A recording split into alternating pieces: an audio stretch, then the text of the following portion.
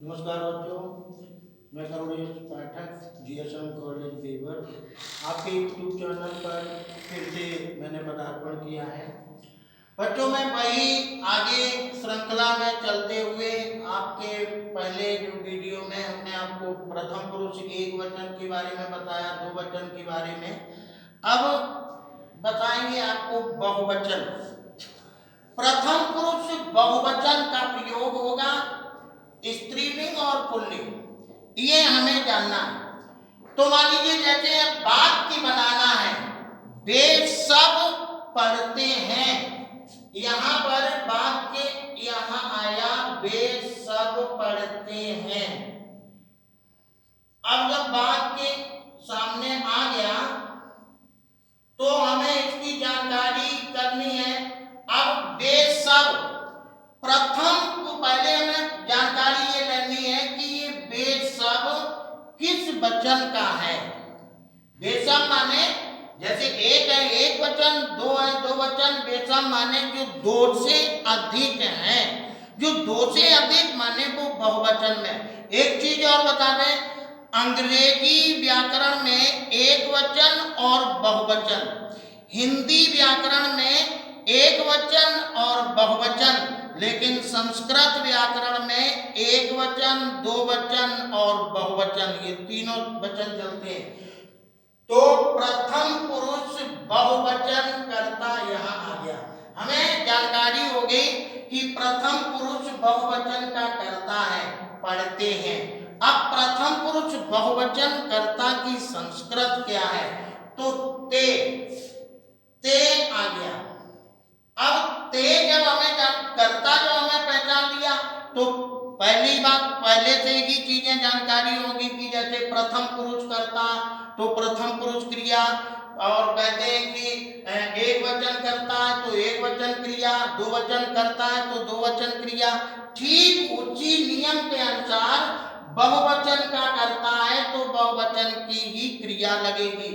अब बहुवचन क्रिया क्या है, याद क्या करना है? बोले अंत, किसी भी धातु में अंत को जोड़ने से वह प्रथम पुरुष बहुवचन की क्रिया धातु रूप बन करके तैयार हो जाती है। तो अब यहाँ पर धातु है, कहते पढ़ते हैं, तो पठ धातु में अंत का अंत हमने जोड़ दिया। जैसे ये पठ हो गया, अब कहते हैं कि जब इसमें अंत जोड़ा तो यहां हो गया पठंत, ते पठंत, ये वाक्य बन गया। हिंदी में बोले वे सब पढ़ते हैं तो इसमें हो गया ते पठंत, वे सब पढ़ते हैं। क्रिया जानकारी हमें हो गई, और जब क्रिया की जानकारी हो गई, अब ये अंत प्रत्यय को इतनी धातुएं लिखी हैं, इसमें किसी में आप जोड़ दो, वह प्रथम पुरुष बहुवचन की क्रिया रूप बन करके तैयार हो जाती है। अब इसमें एक पहचान और करनी है, कहते हैं वे सब जाती हैं, वे सब जाती हैं। अब ये स्त्रीलिंग वाक्य है, कहते हैं कि अब स्त्रीलिंग की हमें जानकारी करनी है। तो इसमें जो परिवर्तन है, वे सब जाती हैं, तो मैंने पहले भी आपको बताया कि प्रथम पुरुष में ही केवल स्त्रीलिंग और पुल्लिंग का परिवर्तन होता है, बाकी मध्यम पुरुष में भी नहीं होगा और न उत्तम पुरुष में होगा, एक ही चीजें चलेंगी। तो अब यहाँ पर प्रथम पुरुष जो स्त्रीलिंग है, इसमें कर्ता हमें देखना है। कर्ता यहाँ आ गया ता, बहुवचन का, ये हमने पहचान दिया। ये स्त्रीलिंग है तो स्त्रीलिंग में कर्ता आ गया ता, और उसके बाद में अब क्रिया वही होगी, क्रिया में कोई परिवर्तन नहीं होता। तो क्रिया में जब कोई परिवर्तन नहीं होगा तो वे सब जाती हैं, तो इसमें जब हम अंत को जोड़ देंगे तो यहां हो जाएगा गच्छन्ति, गच्छन्ति, ता गच्छन्ति, वे सब जाती हैं। अब ये जब बहुवचन, प्रथम पुरुष बहुवचन, पुल्लिंग और स्त्रीलिंग, पुल्लिंग और स्त्रीलिंग, इसमें जब आपको पूर्ण रूपेण ये चीज समझ में आ गई और जब इस चीज को जब आप समझ जाएंगे तो कहते हैं एक चीज और आपको बता दें, बहुत ही सरल और बहुत ही इम्पोर्टेंट चीज है, क्योंकि संस्कृत ही एक ऐसी भाषा है जो शब्द चाहे बीच में हो और चाहे शब्द अंत में हो, चाहे शब्द शुरू में हो, संस्कृत में अर्थ नहीं बदलता है। अब उसके अंत में जानकारी देते हैं कि जैसे सह पुस्तकम पठति, ये हो गया, वह पुस्तक पढ़ता है। ठीक है, अब हमने यहां कर दिया पठति सह पुस्तकम,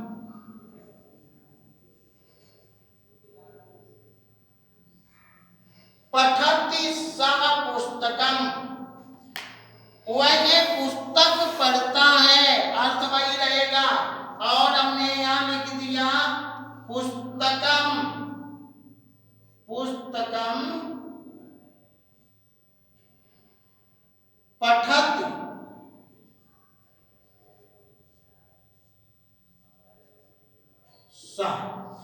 ये तीन वाक्य माने वाक्य एक ही है, लेकिन हमने तीन तरीके से लिख दिया। सबसे पहले कर्ता जहां था वही, नियम क्या है, नियम ये है कि जैसे ये हो गया कर्ता, कर्ता अपने जगह पर है, ये हो गया कर्म, कर्म अपनी जगह पर है, ये हो गई क्रिया, ये क्रम है कर्ता कर्म और क्रिया। तो सबसे पहले कर्ता आ गया, फिर कर्म आ गया, फिर क्रिया आ गई। लेकिन सह पुस्तकम पठत ये सीधा वाक्य है, एक मतलब जो व्यक्ति जिसको कम आता है तो वो तो ये सीधा सीधा समझ लेगा, लेकिन जब व्यक्ति को जानकारी नहीं होगी तो पठति सह पुस्तकम, वो इसका अर्थ लगाएगा पढ़ता है वह पुस्तक। लेकिन संस्कृत में ऐसा नहीं हो सकता है।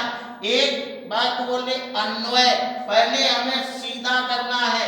यहाँ क्रिया कर्ता की जगह है और कर्म की जगह कर्ता है, और कहते हैं कि क्रिया की जगह और कर्म है, लेकिन अर्थ सीधा ही रहेगा, वह पुस्तक पढ़ता है। इसके बाद में बोले कि जो कर्म है वो कर्ता की जगह है, क्रिया है वो कर्म की जगह है, और कर्ता है वो क्रिया की जगह है, लेकिन इसका अर्थ वही रहेगा, वह पुस्तक पढ़ता है। तो एक ये जानकारी आपको हमेशा, जैसे श्लोक पढ़ना है, संस्कृत भाषा बड़ी सरल है, देव भाषा है, लेकिन इसको समझने के लिए जब ये समझ में आ जाए तो ही सरल है। और अगर ये समझ में नहीं आई, श्लोक लोग पढ़ते हैं, श्लोक अच्छी तरीके से पढ़ सकते हैं, लेकिन उसका अर्थ नहीं जानते। क्यों? क्योंकि पद्य है, कर्ता कहीं होगा, क्रिया कहीं होगी, कर्म कहीं होगा, तो जब तक हम उसका अन्वय, अन्वय का मतलब होता है, अन्वय का मतलब होता है, कहते हैं कि